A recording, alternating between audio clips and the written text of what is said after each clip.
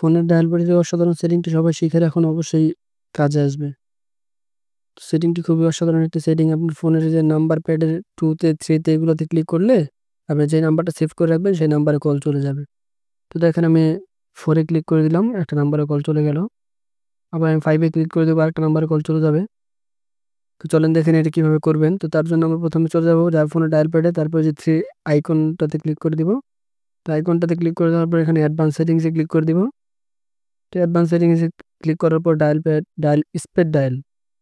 Speed ডায়ালে click করার পর এখান থেকে নাম্বার 2, 3 আমাদের 1 টা আগে থেকেই করা। তো 2, 3 থেকে শুরু করে 9 পর্যন্ত আমরা করতে পারবো। তো আমি 2 তে একটা ক্লিক করে নাম্বার সেভ করে নিলাম, 3 তে আরেকটা সেভ করে নিব। তো 3 তে একটা সেভ করে নিলাম, এখন 4 এ একটা সেভ করে নিব। তো 4 এ সেভ করে নেওয়া হয়ে গেল, 5 এ একটা সেভ করে নিব। তো আমাদের 5 এ একটা সেভ করে নেওয়া হয়ে গেল। তো আমরা এখন এটা চেক করব যে এটা আসলে হয়েছে কিনা। তো চলেন দেখি। তো তার জন্য আমরা চলে যাব আবার ফোনের ডায়াল প্যাডে। তো ডায়াল প্যাড থেকে এখানে 2 তে ক্লিক করে ধরে রাখবো। তো দেখেন যে নাম্বারটা সেভ করেছিলাম ওই নাম্বারে কল চলে গেছে। তো আবার আমরা 3 তে ক্লিক করব এখন।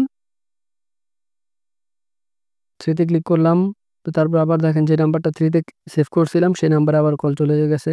এখন 4, 5 এভাবে আপনারা 9 পর্যন্ত সেভ করতে পারবেন। তো 9 পর্যন্ত শর্টকাট আপনারা ওই নাম্বারগুলোতে ক্লিক করে ধরে রাখলেই সেই নাম্বারে কল চলে যাবে। তো বন্ধুরা আজকের ভিডিওটি এই পর্যন্তই ছিল। ভিডিওটি ভালো লাগলে অবশ্যই একটা লাইক দিবেন। আর আমাদের চ্যানেলে নতুন হয়ে থাকলে চ্যানেলটি সাবস্ক্রাইব করে আমাদের পাশে থাকবেন। দেখা হবে আবার পরবর্তী ভিডিওতে। সবাই ভালো থাকবেন।